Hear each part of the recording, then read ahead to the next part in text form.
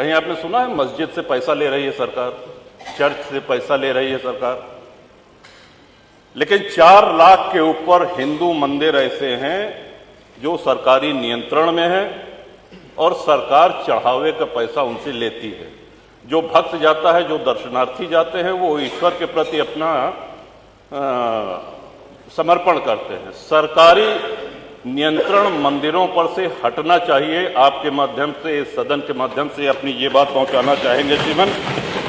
और हमारा स्पष्ट मानना है, लोगों ने जापान की तुलना करी कि साहब जापान कभी किसी का गुलाम नहीं रहा, और जापान हो, यूरोप के कई देश हों, उनके साथ सबसे बड़ा फायदा जानते हैं क्या है? उन्होंने अपनी आस्तीन में सांप नहीं पाले हुए हैं।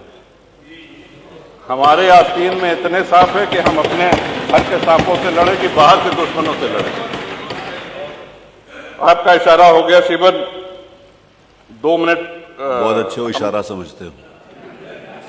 अंग्रेज जब भारत में आए, उसके पहले हमारी जीडीपी विश्व के जीडीपी के 30% से अधिक थी। पूरा व्यापार हम करते थे, और जब गए तो लगभग 1-1.5% बचे थे। हम कंगाली पे आ गए थे। अंग्रेज जब आए तो 60 से 70 हजार अंग्रेज सैनिक थे कुल, और उस समय अविभाजित भारत की आबादी 60 करोड़ थी। 1857 की गदर के बाद, स्वतंत्रता संग्राम के बाद, वो संख्या अंग्रेज सिपाहियों की 80,000 से 1 लाख हो गई। आप कल्पना करें, 60 करोड़ लोगों पर 1 लाख अंग्रेज सैनिक हुकूमत करते रहे, हमारा खून चूसते रहे। क्यों? क्योंकि हम मौन रहे, हम निष्क्रिय रहे। और आजादी के बाद भी हमको अहिंसा का एक ऐसा पुट पढ़ा दिया गया कि अहिंसा परमो धर्मा। हाँ ठीक है, अहिंसा परमो धर्मा है, लेकिन इसकी दूसरी पंक्ति है अहिंसा परमो धर्मा धर्म हिंसा तथैव च। इन्हीं शब्दों के साथ आपका आभार व्यक्त करते हैं श्रीमन।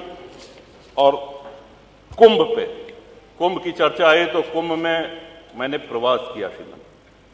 देश विदेश में कुंभ की चर्चा हुई, प्रशंसा हुई, और एक छोटे से छोटे सफाई कर्मी से लेकर के बड़े से बड़े अधिकारी ने अपनी पूरी ऊर्जा लगा दी।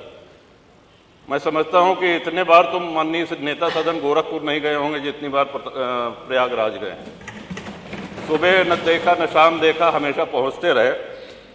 और अद्भुत व्यवस्था, 60 करोड़ के ऊपर श्रद्धालुओं ने पतित पावनी मां गंगा में स्नान किया।